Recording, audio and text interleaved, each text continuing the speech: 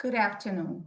My name is Vladka Poljic, and as the head of our Women in Business initiative at BMO Harris, I would like to welcome all of you to our event today, where we'll be discussing the topic of women business owners as drivers of change and innovation. First and foremost, I would like to sincerely thank you for taking the time out of your busy schedules to be with us today. We're honored to be supporting our women business owners through meaningful content and networking, not only during Women's History Month, but every day. One of my favorite statistics on women business owners is that in recent years, prior to 2020, women across the US were starting more than 1,800 businesses per day. While women business owners have experienced setbacks in the last year, our goal is to collectively support each other and regain the numbers from a few years ago. Today, I'm truly honored to be surrounded by incredible panelists who will share with us their insights and advice. Without further ado, I will start with introductions of our panelists. First up is Melissa Garcia. Melissa serves as the head of U.S. Business Relationship Management at BMO Harris. She leads the business relationship sales and treasury and payment solution teams across the bank's U.S. footprint. Her team works with small business owners by offering guidance to help them make real financial progress. Thank you for being with us here today, Melissa. Next, please join me in welcoming Jacinta Witherspoon. Jacinta is the Associate Director of Certification Services for the Women Business Development Center, St. Louis Satellite Office. Jacinta is a people and resource connector where she shares the importance of learning and transferring knowledge and resources which support local businesses and spur economic development. Welcome, Jacinta. Thank you. Next up is Karen Goldner. Karen is Managing Director of Established Business Services at the WBDC, also known as the Women Business Development Center.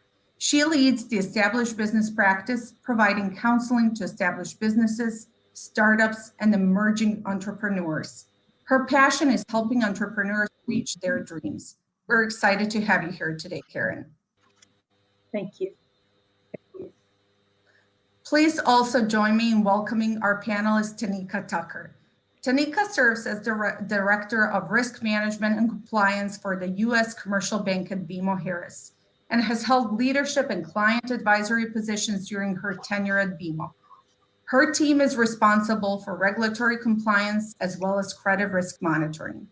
Tanika is on the Chicago board of the National Association of Women Business Owners, as well as the Chicago chair of BMO Harris Bank Employee Resource Group, BMO Alliance for Women. Welcome, Tanika. Thank you all so much for your participation in today's discussion. We have a lot to get to through this morning, and I can't wait until I hear everything you have to say. I would also like to add that our chat box is open. Please feel free to drop your question, and we'll be addressing those in the breakout rooms. So let's just jump right in with our first panel question. Over the years, we have seen women rise to leadership positions. I think we can all agree that women leadership representation is so important in making sure that women voices are heard. To my panelists, I would like to ask, and I would like to hear from all of you, as leaders and being a leader, what do you think, and working with other leaders, what do you think are the most common traits of a successful leader in business? And Karen, if you don't mind, I'll start with you. Well, thanks. There's a long list, but I think today what I'm going to say is self-awareness, because I think that really helps facilitate all of the other traits that leaders need. It helps us reduce blind spots. Everybody has them, but it helps reduce them if you have some awareness of what your blind spots are. It helps you compensate for them. It helps you balance opportunities and focus. It helps you inspire your team. So that's what I would say is self-awareness. Really great skill. I think we all agree that it's an important one to have. Melissa, I would love to hear from you next. Wonderful. Thank you so much for having us here today. Such a privilege an honor to be surrounded by just wonderful and inspiring women. And to build off the self awareness, I would add resilience and courage. I think a resilient woman believes in herself and stays on the path she's on, even in the face of discouragement. I think being a female leader in a business world, predominantly male, requires a strength and boldness to not only deal with biases, naysayers, obstacles, but a strength and courage, I think, to just keep going in times of adversity, keep taking risks, continue to embrace our attempts and learnings. I don't necessarily view those as failures and just simply not give up. I don't necessarily think that resilience is something that is to be taught. I think as women at our core, we are resilient, but it's our choice to be resilient and to bring that out. And I think oftentimes like fear gets in the way and fear causes us to question ourselves. And some people, even in our lives, can cause us to cultivate some doubts in ourselves as well. And so, whatever happens beyond our control, we always have a choice as to how we're going to respond. And so, if you don't believe in yourself, then you can't expect anyone else to believe in you either. And so, I've always channeled, that energy I see in other women who inspire me, other resilient women. And one being my mother, a single mother raising 3 kids for my early childhood years on the south side of Chicago. Because of her, all we knew was how to be resilient. And what has given me courage, to continue to stay resilient and recognizing that the more you experience in life, the more you have to offer others. And I'll lastly add, like, on this comment is because I think as women, we put so much pressure on ourselves and expect perfection, and we can't do that. We need to just be more forgiving of ourselves, give yourself permission and grace. And I always play the hand that you were dealt, to the best of your ability. And I think remembering that doing your best is more important than being the best. I love that. Thank you so much. And thank you for sharing the personal story and how that related and shaped you as a leader today. I think it's great. And the list we're building from self-awareness to resiliency to courage to being open, not to being perfect all the time. I think we're building a beautiful list. Jacinta, I would love to hear from you next. So, my initial list had what Karen and what we've heard earlier. And so I think that's great. I would add to that clarity. So, clarity around who you are as an individual, clarity around who you are as a leader, and clarity around where you want to take your team. In addition, I would add effective communication and then the ability to foster creativity and innovation. I think we've seen a lot more entrepreneurship in individuals, but then also entrepreneurship within corporations. So the ability to have your team take on an entrepreneurship mindset, being able to foster that creativity and innovation internally can help grow your business. Thank you so much. That's such an important one too. And I think women start their businesses out of innovation and solving a problem and actually addressing a need. I love that that it relates to better leadership skills down the line too. Tanika, I would love to hear from you well to see what you as a leader and working with other leaders consider to be one of the most important leadership skills to acquire. Well, thank you for having me, and I'm happy to contribute to the conversation. So many great things have already been said.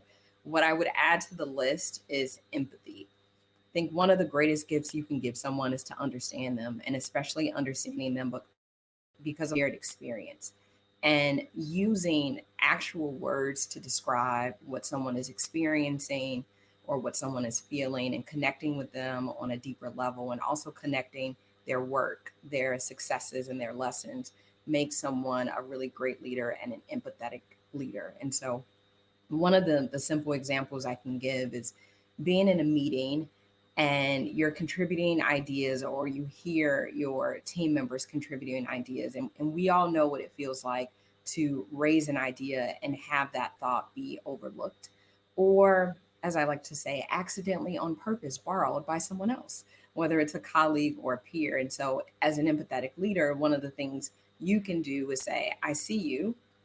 I hear you and I recognize what just happened, and acknowledge that moment, and even giving credit to the person that originally provided the idea, so that you, again, are in the moment recognizing their contribution and also what just occurred. And if you don't have the opportunity to do that in the moment, then you can circle back with that individual and say, I know what happened. I know how that feels. And again, using very descriptive, specific words about that experience.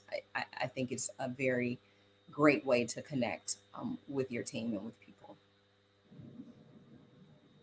I love that. Thank you so much for sharing. I think empathy is needed for us to relate to each other, to your point. And I think it is one of the leadership skills that kind of comes natural for a lot of women. And I love that it's top of the list that you have. We heard a lot of different leadership skills. I was kind of making a mental note, making sure that I am self-aware, that I do prove to be resilient, and that I was going into being clear and then having empathy. I think those are such important skills. And I think to your point, some of those can be acquired over time. A lot of people think that women need to be born with certain skills in order to be good leaders, but I truly think that some of those behaviors learned over time through the support and meaningful relationships and just learning experience. So thank you so much for mentioning those to us and sharing those with us. Now that we're on the topic of leadership, I would like to see, I would kind of like to direct my question around business owners who I consider leaders in their profession. Women have consistently shown that they can do more with less. And a recent study by Illuminate Ventures revealed that women-led venture capital-backed companies are achieving returns comparable to those of male teams, and they're doing it with 1/3 of the capital investment. My question to you ladies is, how are women being innovative and driving change? And Jacinta and Karen, as representatives of Women Business Development Center, I would love to start with you. Karen, if you wouldn't mind tackling the question first, then we'll go to Jacinta. Sure. So many ways, but let me tell you just briefly about one of our clients, a woman named Stephanie Luster, who is owner of a company in the south suburbs of Chicago called Essations. It's a hair care product manufacturing company, and historically has sold through salons only, or almost only. And obviously that stopped being viable a year ago when the pandemic hit and all the salons were closed. So what she did was teach a lot of her customers, the salon owners, how to do YouTube videos of different hairstyles for people, so that we could watch them at home and use and see how her products are being used. So her online sales really went up quite a bit at that time, and so that just kind of an innovative approach. Obviously a terrible situation at all kinds of levels, but particularly with respect to her business. But she figured out a way to be creative and to support other small business owners in their creativity as well. I love that. Talking about innovation and being able to relate to people too, and just using that voice, that social media voice to bring the good to her customers and to her business as well. Wonderful. Jacinta, I would love to hear from you as well. So I've got a couple examples. The first one I would say is that we've seen more of our WBEs taking advantage and participating in cohort-led business development opportunities, which allow them the opportunity to develop and assess their companies and leverage resources that are already essentially in their back pocket, which further develops their executive level leadership and the overall strategy of the company, thus leaving no stone unturned. We're also seeing more WBEs look at joint venture and teaming opportunities and partnerships, because we're seeing more and more of our corporations look at working with less suppliers. And so an innovative approach to that is for business owners to start doing joint ventures, teaming, and partnering opportunities. And then the last example is pretty powerful in the sense that when you look at joint venture funding. A lot of time, women and women of color are the last to be funded through joint venture capitalists. And so I came across a company and had an opportunity to meet one of the founders of the Fearless Fund, which is a women of color led venture capital private equity firm that invest in other women of color businesses seeking pre-seed, seed level, and Series A financing, which I thought was pretty powerful. That's wonderful. Thank you so much for sharing. That talks to the strength and power of that collective voice and being in it together and just supporting each other. And I do agree with you, Jacinta, when I see a business pair up with another business, and I've seen that with women-owned businesses in my area, I feel more prone to buy those services because I do feel like they're supporting each other and so much good for the community as well as for women business owners. Tanika, you have a lot of experience in client advisory. I know you worked with numerous clients in different industries. What's your perspective on innovation and driving change? And have you seen anything that stood out to you as something that women are doing that's a little bit different? Yeah, I think one of the really strong reasons that women are able to drive change and solve problems is because they are used to juggling multiple things at once, and so they have to be very creative and allowing themselves to own their power, and then also allowing their team to own their power makes a huge difference. So if you know something has to be done, and you decide that you're going to trust your team and give them the authority and decision making abilities, and again, just the power to make things happen, I think that is one of the ways that women have been driving change and helping their businesses to grow faster. There's also something that I've been seeing, and I've seen it in the past, but definitely seeing it now more than ever because of our current circumstances. And that is forming a community, almost a movement around your business or your product or your service. And there are a couple businesses that are newer to the scene that come to mind, and then one that's been around for quite some time. And so examples would be a company called Woxer, so like boxer, but with a W. And that is a woman-owned business. It is LGBTQ positive, and it shows a lot of different types of women in their undies. But the marketing around it, the movement around it, basically saying some women like underwear that's very comfortable, and that's okay. And there's an entire community around it. And so the marketing and the images that are used are directly for that particular audience, and they have great product. Another is Third Love, and Third Love is a woman-owned business that tapped into a gap in the marketplace around the issues that women have with their bra sizes. And sometimes you need a half size or a size in between, and just being able to just see that gap and own it and take it and run with it. And Third Love has grown quite a bit since its inception. And then lastly, I would say Goop is a great example. That is a fairly larger company that's been around for some time, but started by Gwyneth Paltrow. And there's an entire community and movement around the mission of Goop, the type of products that Goop uses, and the fact that they have articles and blogs, and just a lot of different components that support their product offering and everything that they're about. So I think all of those things have helped women stand out in their businesses. That's great. Thank you so much for sharing. I think all of us are going to Google these companies after the event and make sure that we're looking into their services and products. And it just speaks again to the collective power and just supporting each other and creating more than just a product or a service, having that story that we can relate to and that we can support.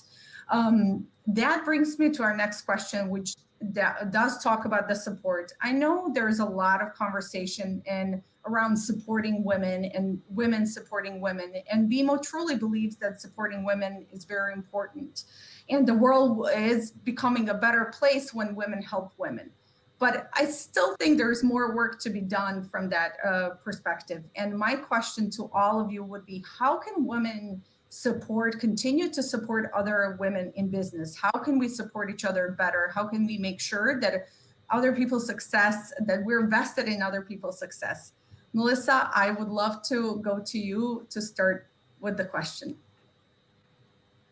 There is something to be said about women supporting women. That there's nothing more empowering and uplifting. And so I would say that is how women can continue to support each other, is be intentional in having a community of women and engage with them often. You know, whether that's your friends, your colleagues at work, the community you live in, or civic groups, they all matter. And here's why: is because as women, we all have a story, you know, and it's a story to inspire. And I say that because it's a story of how we turned adversity into progress. And so our stories connect us, but also give us the confidence and courage to dream big and go after our dreams.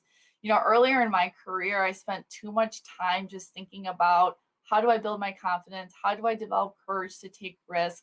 And it can feel overwhelming at times, right? Especially when you're trying to learn something or do something for the first time on your own.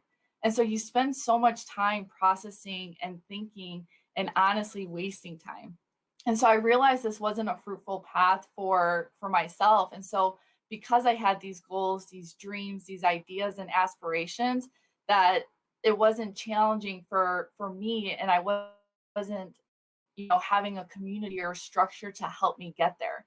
And so it's so much easier when you have people to talk to that have the experience, the guidance, and the resources, right? I think that's another key piece, is the resources to help you. So whether that's starting your own business, growing into a senior leader role, managing work-life balance, but having a community of women that can share this journey with you because they are going through it now or have the experience in doing so, is so powerful in itself. And you just build up the courage to start dipping your toe in the water, start taking action. And women entrepreneurs are doing things we never thought were possible. And so I would just say that the community aspect is so important, because your environment impacts the way that you think, the way that you feel, and it gives you purpose in how you show up every day. I love that. Thank you so much for sharing. And I know a lot of us have a lot of schedules, and sometimes it's hard to actually go to that event, connect with somebody, because we want to do it right. We want to be authentic in our connections, but it's worth it. Jacinta, I would love to go to you next. So Melissa gave a great example. I would add to that, we've seen this happen. Women have been working more and more to stop competing and start partnering, and I would just continue to encourage that. When you look at, you know, your business, understanding that one business cannot do everything for everyone, so just pinpointing, you know, who your target audience is and what your core competencies are, and then being innovative and looking for ways to partner with other women business owners outside of your scope of competencies. And then kind of with the authenticity point, you know, looking at how you can add value. I think a lot of times we get wrapped up in the WIFM, you know, what's in it for me. But understanding that a lot of times business is not about you, it's about your client, it's about your customer or the business you want to partner with. So if you really look at, you know, how you can help them, in helping them, you'll ultimately be helping yourself. That's great. Thank you so much. I wrote down, stop competing, start partnering. I think it's a great slogan. So you just came, you should try it, Jacinta. It's a fabulous slogan. Tanika, I would love to hear your perspective. I know you touched on support and how we can support, but if you have any other suggestions or ideas, I would love to hear from you. It's just something really quick, and Jacinta touched on it, and so I just want to take some time to build on that. The idea of selfless connections, I think, is so powerful. And Jacinta talked about how women have the opportunity and have been collaborating more, which is awesome. But sometimes you may think of a business that a friend has, and you're like, oh, it'd be so great if this friend connected with that friend, and they may be across the country from each other on two different coasts, but taking the time when you think about it to make as many selfless virtual introductions that you can, I think will always repay you and your business in numerous ways. So being that connector and making those introductions, whether it's virtual or not, but probably going to be virtual in these times, is a great way to help people not only connect, but for your name to be out there as someone that genuinely supports and cares about someone else. And even if it's a colleague, for example, someone that you see in the workplace and you're just like, hey, I think it'd really be great if these two people connect and have a coffee chat or a tea chat. So just all the introductions and connections you think that should be made because they're complementary to each other, or if they just like the same things. I think that there's definitely a benefit in doing more of that.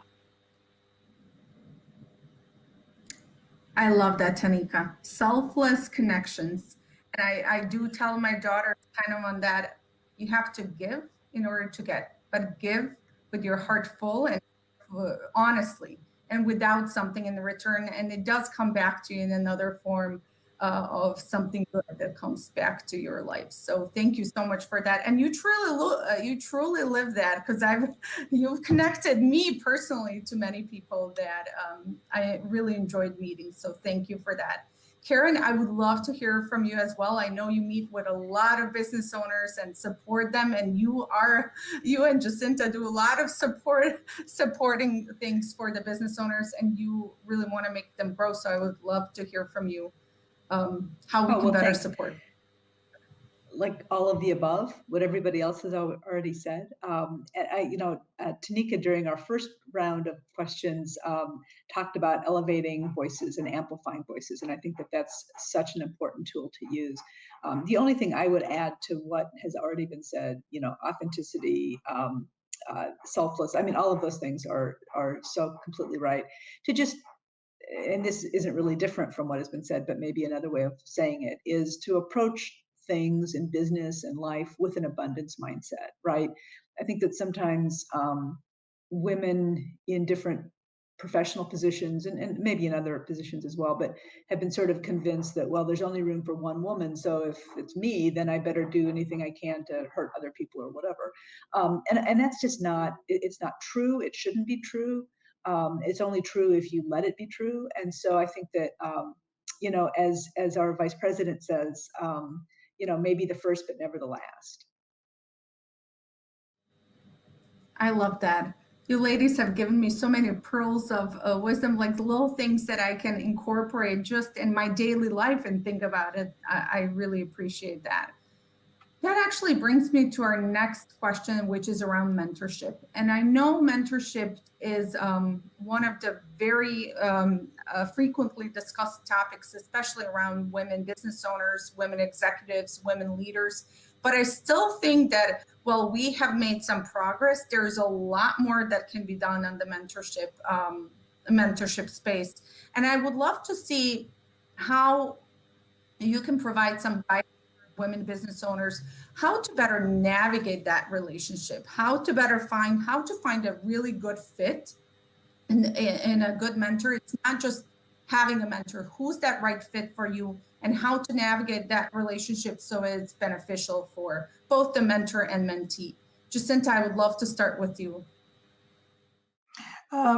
You hit on something that is pretty much my first point, is that a mentorship, first of all, needs to be mutually beneficial. And so that's going to look at exploring the differences between relational versus transactional interactions and connections. And so just real quickly, I would say, when looking to find a good mentor, you need to be clear on your goals. You need to be clear on the time frame, clear on the skill, capability, or expertise that you're looking to learn, develop, or acquire. and then do the research.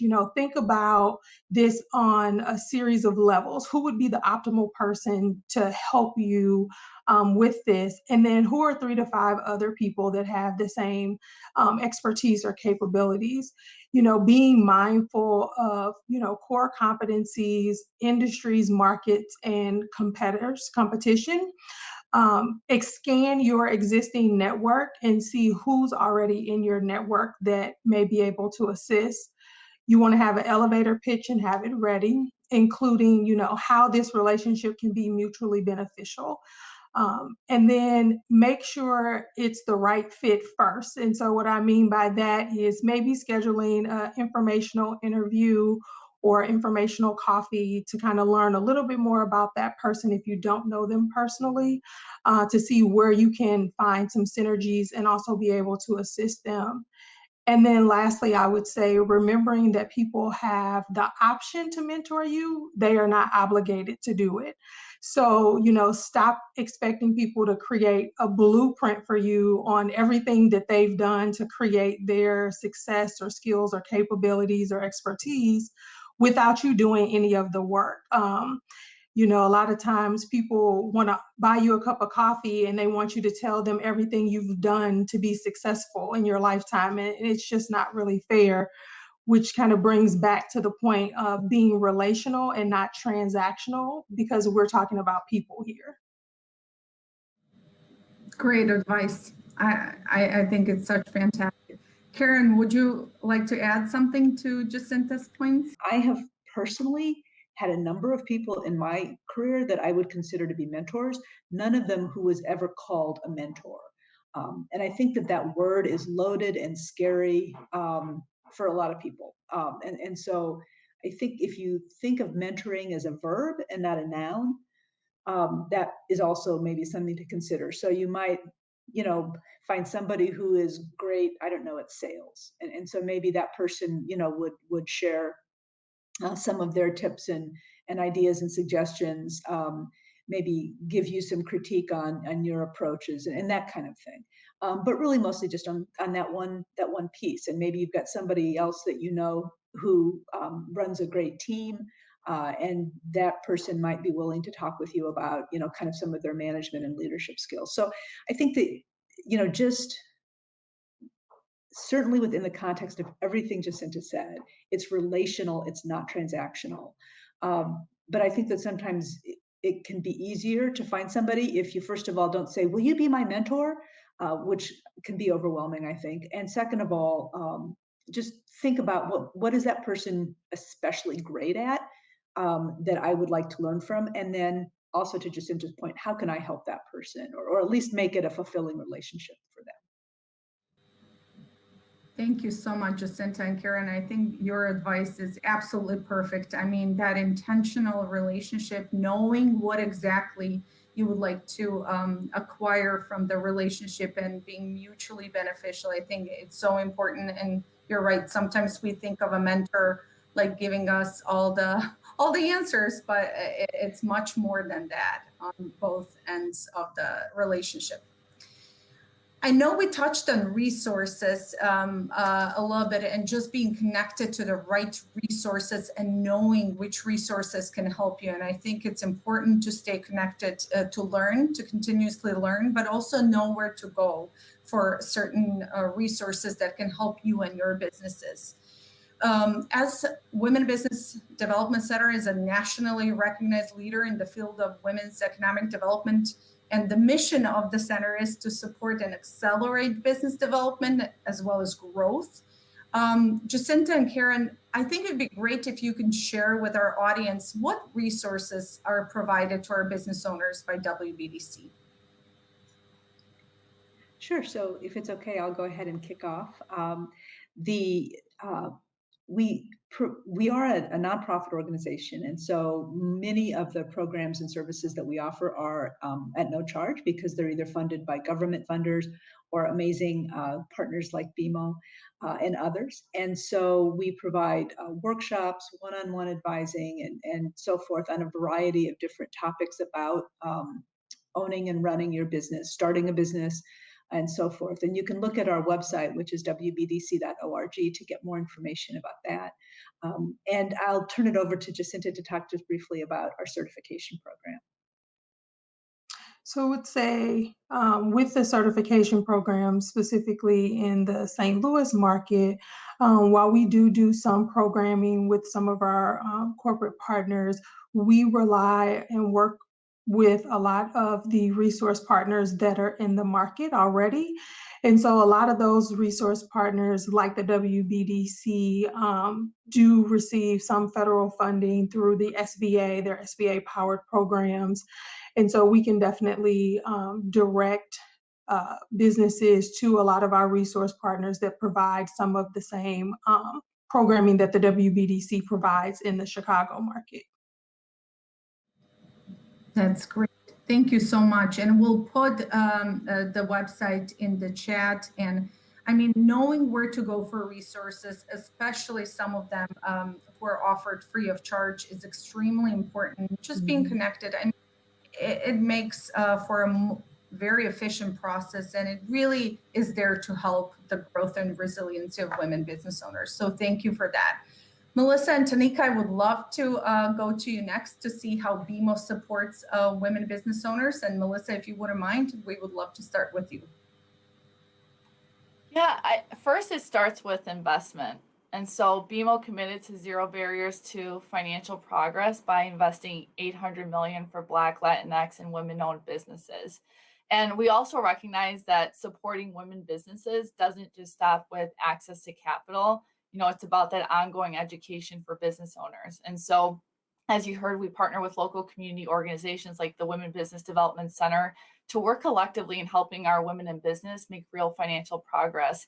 You know, women are almost, I think, 10% less likely than men to say they're making real financial progress.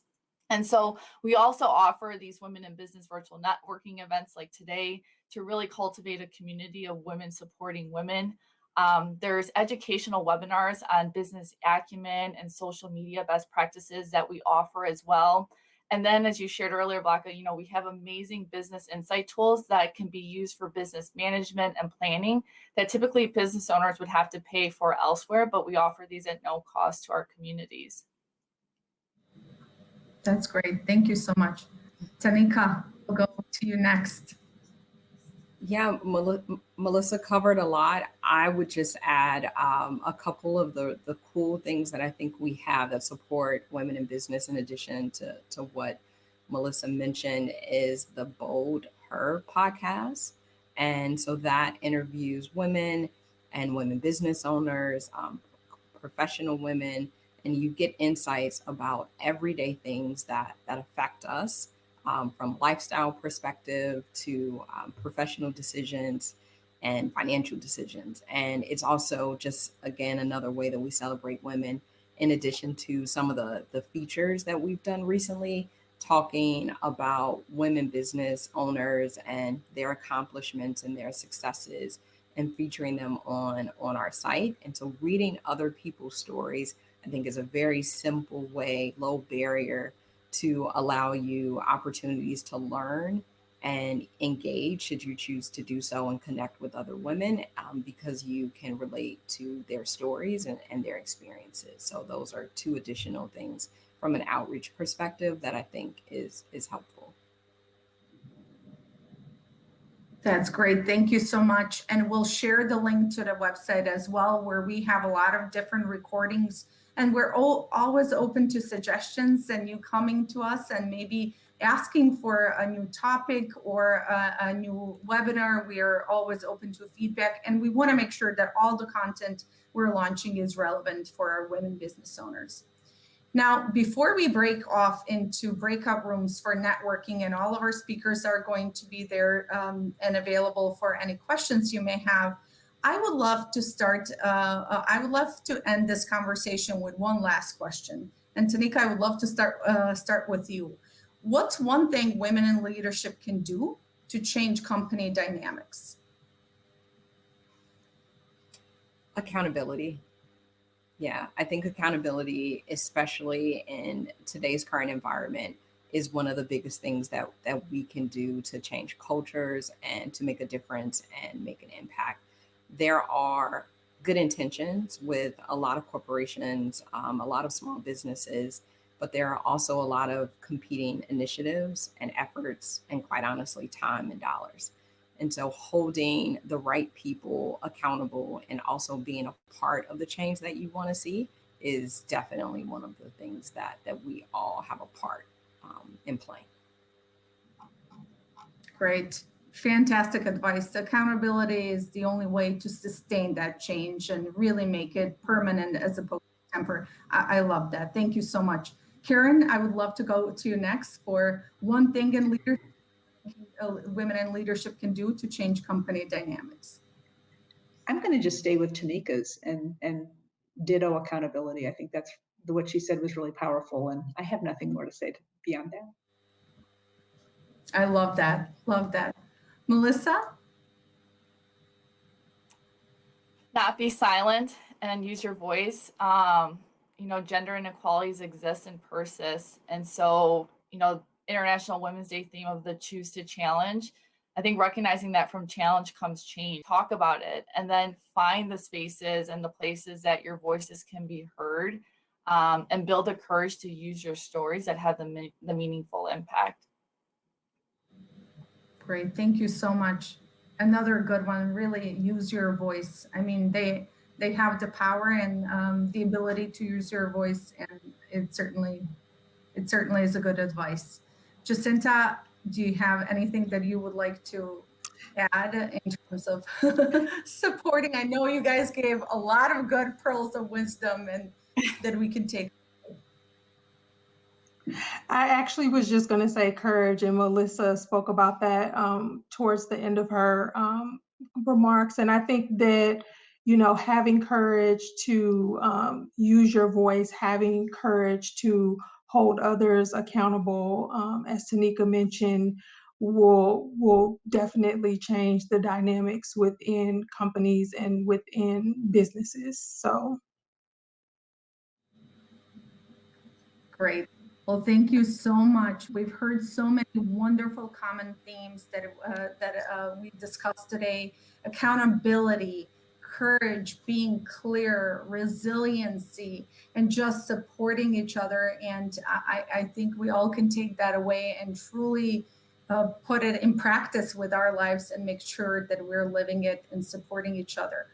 Well, thank you so much to my panelists for a fantastic dialogue and for your authenticity and thoughtful advice. I really do appreciate it.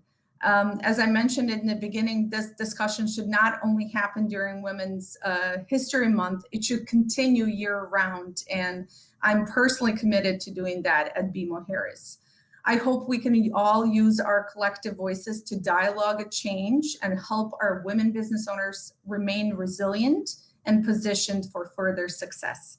Thank you all so much for listening to our panel. Thank you, panelists, for being here with us today. Now, please sit tight while we assign you to breakout rooms for further networking.